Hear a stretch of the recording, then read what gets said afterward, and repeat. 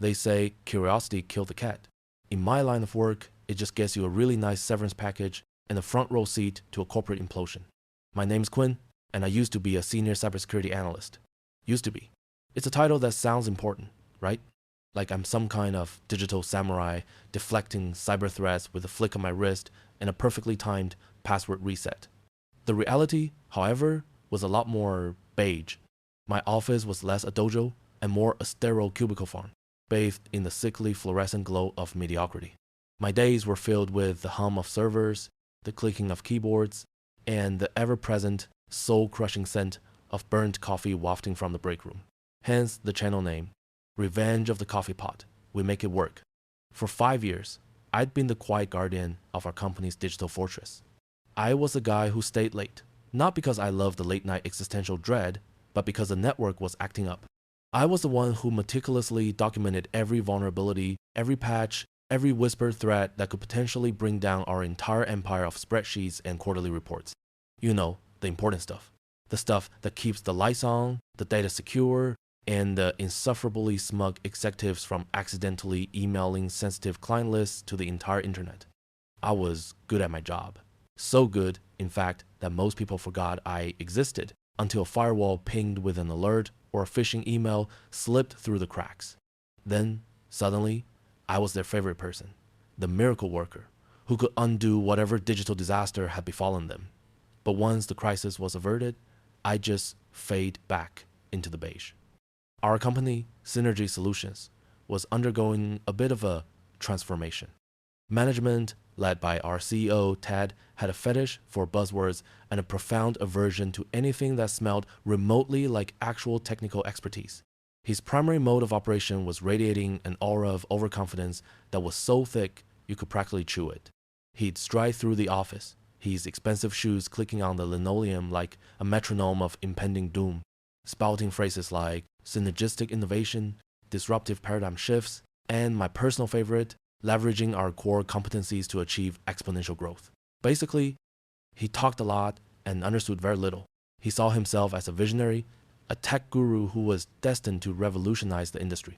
I saw him as a man who had absolutely no idea how the gears actually turned, but was convinced he was the one winding the clock. The catalyst for my departure, as they so delicately put it, was our shiny new AI software. Project Chimera, they called it.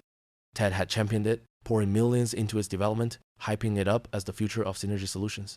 It was supposed to automate client interaction, analyze market trends, and generally make us smarter, faster, and richer.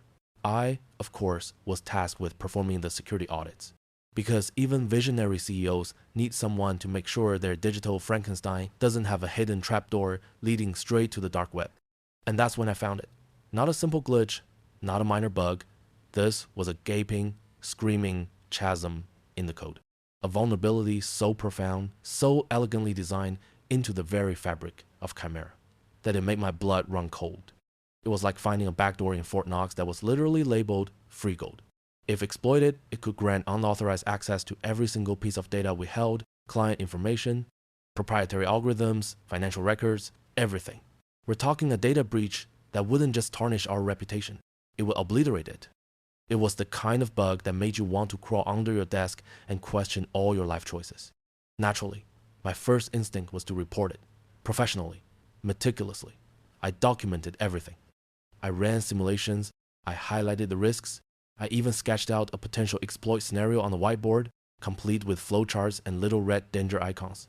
I triple-checked everything, not because I doubted my findings, but because I knew who I was dealing with. Ted wasn't exactly known for his calm, rational responses to anything that threatened his meticulously crafted image of genius. I requested a meeting with my direct manager, Sarah. Sarah was adequate. She meant well. But she operated on a level of corporate jargon that made even Ted sound like a Shakespearean scholar. I presented my findings. I showed her the data. I explained the catastrophic implications. She blinked at me, her eyes glazed over like a Krispy Kreme donut, and nodded vaguely. "So, Quinn," she said, her voice a saccharine drone, "you're saying there's a potential enhancement needed for Chimera?" An enhancement? My meticulously crafted life or death vulnerability assessment had been translated into a software upgrade. I tried to clarify. "Sarah, this isn't an enhancement. It's a critical security flaw. It could lead to a complete data breach. We need to pull the software, fix it, and re-audit. She waved a dismissive hand, her bracelets jingling like a tiny corporate wind chime. Oh, Quinn, you're always so dramatic. Ted is very confident in Chimera. He's already met with the board. They're expecting a smooth rollout next week. Perhaps you could just work around it? Find a workaround? A workaround for a security flaw that could bankrupt us. It was like telling a firefighter to work around a burning building by just not going inside. The absurdity of it all was almost comical. Sarah, I said, my voice tighter than the drum skin. This isn't something we can work around. This is a fundamental security failure. It needs to be fixed before deployment. She sighed, leaning back in her chair, the leather creaking like a dying animal. Look, Quinn, Ted has a vision, and HR has been talking about the importance of positive team synergy. Accusing our flagship product of having a catastrophic flaw right before launch is really not helping morale. Morale. That was the buzzword of the day. Not security, not integrity. Morale. I knew then that talking to Sarah was a dead end. My next step was HR. I requested a formal meeting. I prepared my documentation again, this time with extra legal disclaimers and highlighted sections about fiduciary responsibility. I walked into the sterile HR conference room, ready to lay it all out. Sitting across from me was Brenda, a woman whose smile was as plastic as her name tag, and a man named Kevin, whose job title seemed to be HR representative, who looks mildly concerned. I presented my case. Calmly, rationally, I explained the bug, the potential consequences, and my team's inability to implement a fix before the scheduled launch due to Ted's refusal to delay. I showed them the logs of my conversations with Sarah. I laid out the company's liability. Brenda listened, nodding along, her pen scribbling furiously on a notepad. Kevin mostly stared at the ceiling. When I finished, there was a pregnant pause. Then Brenda cleared her throat. Quinn, she began, her voice dripping with that cloying HR sweetness. We appreciate your concern.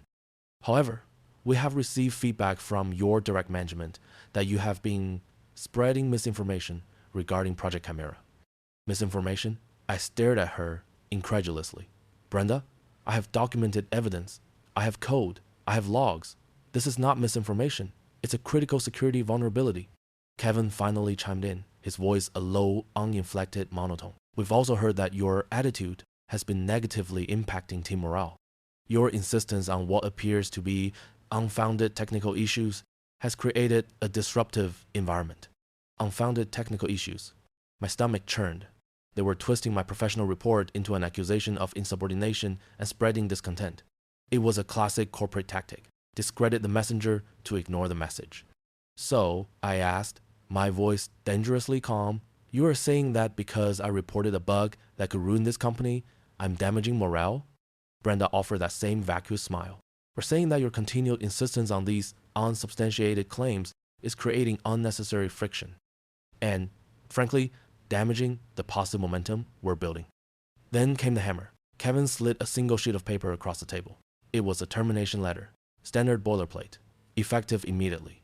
It read, your employment with Synergy Solutions is terminated due to gross misconduct, including insubordination, spreading misinformation, and damaging company morale. Gross misconduct. Me. The guy who spent 5 years single-handedly preventing digital Armageddon on a daily basis. I looked at the letter, then at their smirking faces. It was so brazen, so utterly devoid of logic, that it almost felt liberating. I hadn't been fired for incompetence. I had been fired for being too competent. Fired for doing my job too well, and for having the audacity to tell the truth. I didn't argue. I didn't beg. I just calmly picked up the termination letter. Thank you for your time, I said, my voice betraying none of the cold fury building inside me. Just one question for the record. When you say company property, does that include my personal encrypted backups of company code and all communications logs? Brenda's smile faltered for a nanosecond. Kevin's eyes flickered back to the ceiling. Naturally, Brenda said, her voice a little too firm. All company assets must be returned. Understood, I replied, standing up. You'll be receiving a formal response to your notice of termination shortly, through other channels. I walked out of that room, not with my tail between my legs, but with a quiet, icy resolve. The fluorescent lights of the hallway seemed to mock me. The bland, corporate art on the walls felt like a punchline. As I packed my meager belongings from my cubicle, a few worn books, a stress ball shaped like a tiny alien, a photograph of my dog, I could feel the eyes on me. Whispers followed me like a phantom limb. They thought they had won. They thought they had silenced me. They thought they had won by removing the inconvenient truth teller. But they didn't understand. They didn't understand the years I spent documenting everything. The meticulous logs, the hidden directories, the encrypted backups I kept offsite, purely as a contingency. A safety net for moments exactly like this. They saw a beige drone. They didn't see the architect of their digital defenses. They saw a problem to be eliminated. They didn't see the leverage I held. As I walked out of the building, the afternoon sun felt harsh, almost alien. The security guard, a burly guy named Frank who'd always nodded politely, gave me a curt nod. He probably thought I was just another disgruntled employee. He had no idea I was walking out the door with the digital equivalent of a nuclear launch code. I didn't go home immediately. Instead, I drove to a quiet park on the outskirts of town, a place where the air smelled like pine needles and damp earth, not burnt coffee and corporate desperation. I sat on the bench, the termination letter still in my hand, and I pulled out my personal laptop, the one with the impenetrable encryption, the one they'd never even known existed. I opened the secure folder, and there it was. A complete, unadulterated copy of Project Chimera's source code, meticulously dated and timestamped. Beside it, a folder labeled Communications. Inside, a chronological log of every email, every Slack message, every calendar invite, every meeting note related to my discovery of the bug, my interactions with Sarah, my formal report to HR, their dismissive responses, their termination letter, everything. Ted and Brenda and Kevin thought they were playing chess. They were so busy looking at the board, they didn't even see the dynamite I was carefully placing under the table. They had made their choice. They had chosen ignorance over integrity, ego over security, and now it was time for them to face the consequences.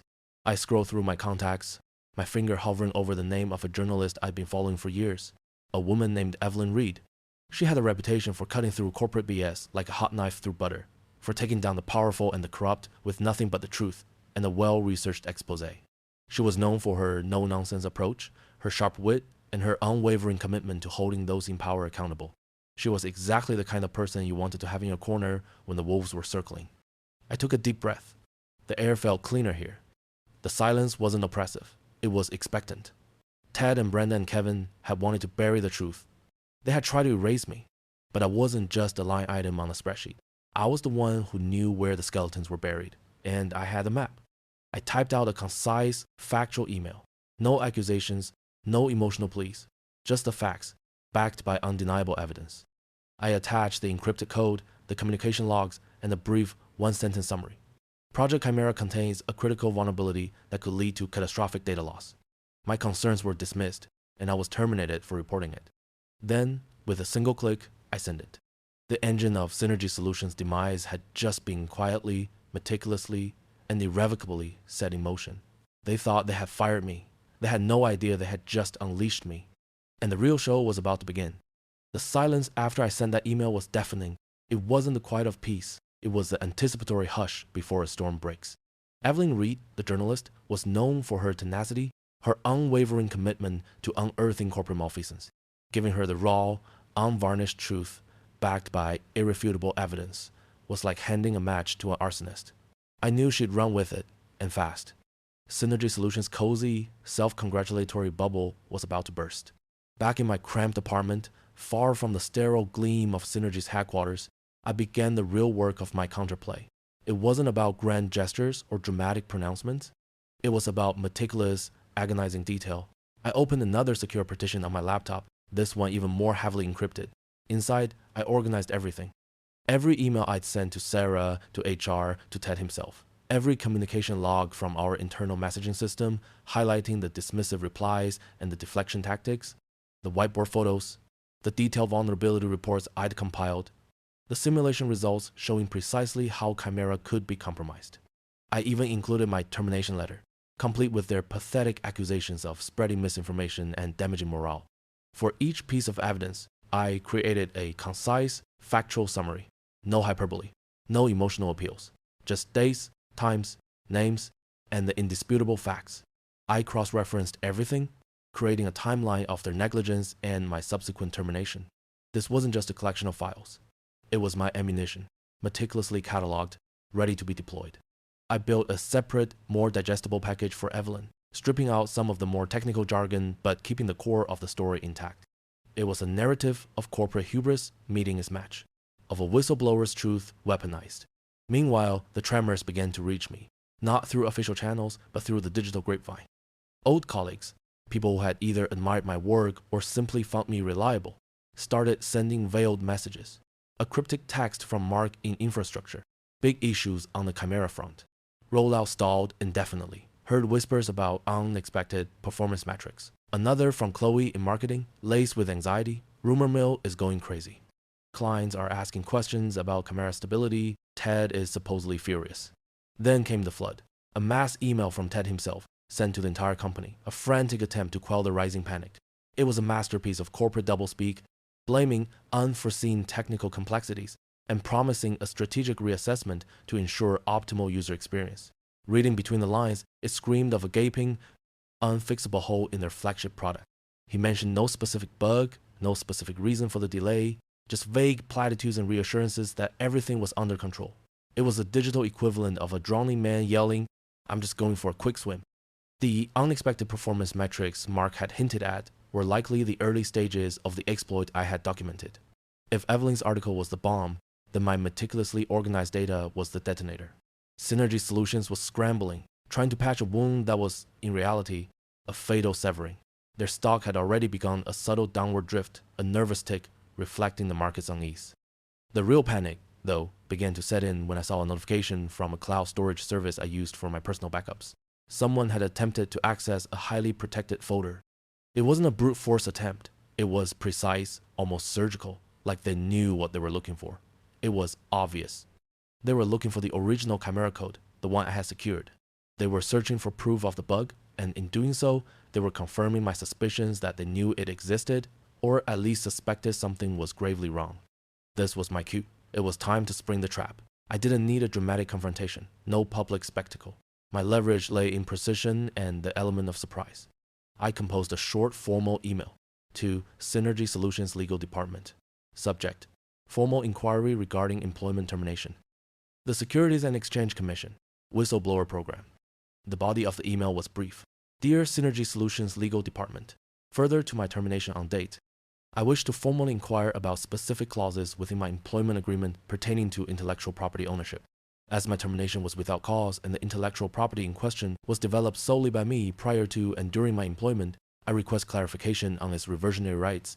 For your records and due diligence, I have also filed a preliminary inquiry with the SEC Whistleblower Program, attaching relevant documentation that outlines the circumstances of my dismissal and the critical vulnerabilities within Project Chimera, which were summarily dismissed by management. I anticipate your prompt response. I attached a redacted version of my employment contract, highlighting the specific clause about intellectual property reversion and a summary of the key findings about Chimera's vulnerability. I didn't need to attach all my evidence. The mention of the SEC, the stark contrast between their accusations and my claim of IP ownership, that was enough to send a shiver down their corporate spines. The effect was immediate. The stock price, which had been nudging downwards, suddenly plummeted. Not a gradual decline, but a sharp, precipitous drop. News outlets, alerted by Evelyn's initial contact, started buzzing with rumors of a major security flaw and whistleblower retaliation.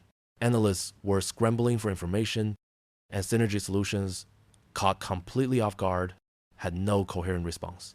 I watched the stock tickers from my laptop, a grim satisfaction spreading through me. The numbers were just numbers, but they represented the tangible consequence of their arrogance.